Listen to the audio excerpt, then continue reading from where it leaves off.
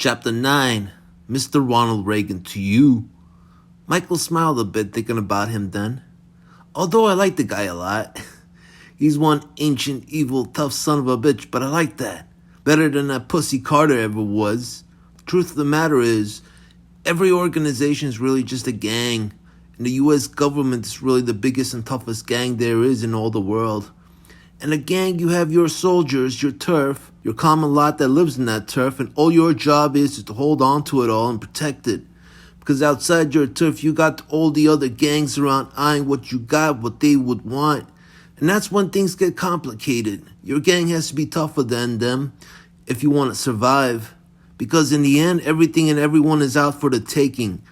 If some numbskull was to stroll into our turf and try to snatch some fancy car or some foxy chick and try to tail it, we had to then chase him down, beat the ever-loving shit out of him then, and take it back. Then later the next day, that's when politics would step in. We then have to deal with the rest of the numbskulls when they try to come at us for what we done.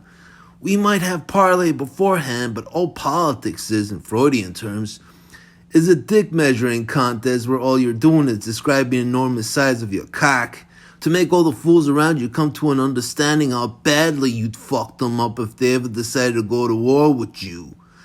Yeah. I've read some books when it comes to human psychology, mostly in prison. Never would I have imagined so much of the male ego revolves around one's own member, but after giving some thought, I can see that it does. And if you want to know the truth, so does it revolve around it too. All of human civilization since the beginning of time. Did you know back in Roman days when the Roman armies had parades in the streets, they would carry around giant towering statues of a penis on the end of a staff? Did you? Well, yup. That's what they did. They parade them around like banners, letting the world know what it was all about. 1,000 years of world domination, hundreds of nations banded together, all to live under the shadow of an erect Italian penis. Makes you really see things in a completely different light. Used to think there was more to it, but nope. We're all just gangs really, and the strength and the power of a gang's all about that special little somebody. In the end, it's all just one giant dick measuring contest. Wars, politics, anything, no matter.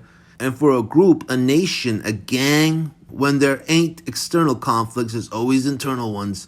A gang has to be tough to hold its own, and the toughest one of them all that keeps everything together has to be the number one, the head honcho, the leader.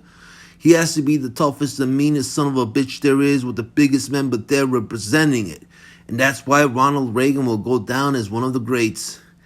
Even though he's a fucking dinosaur now, he still knows how to swing it. Swing it over a man's head and bash his brains in. And this whole decade, the man has been really bending over those Soviets and fuck them in the A. Like they were a bunch of Russian whores. Thinking about women of any sort, Michael went on to do his usual and completely focus his attention on that matter instead, forgetting for a second what he was centered on before and completely devoting his mind to the one thing that was always going to matter more than anything else.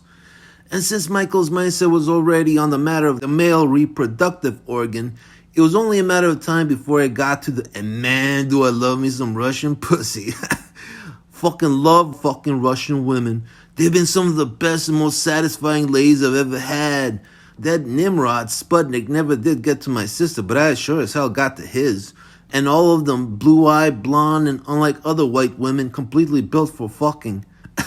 Oh, I love bending them over and pounding them in as they start screaming, "Die for me." Love it so much. Really wish I had Reagan's job.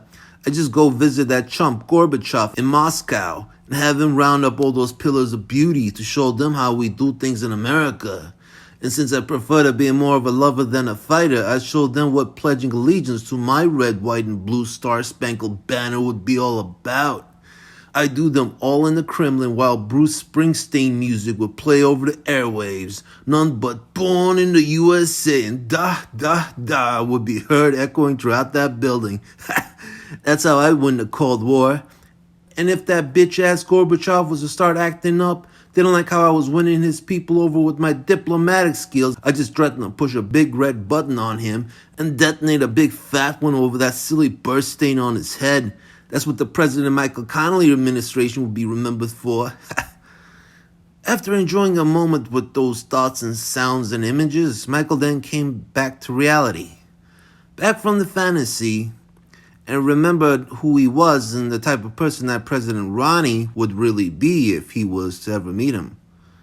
But then again, if by some off chance I was to ever meet him, I'm pretty sure he wouldn't take much of a liking to the likes of me.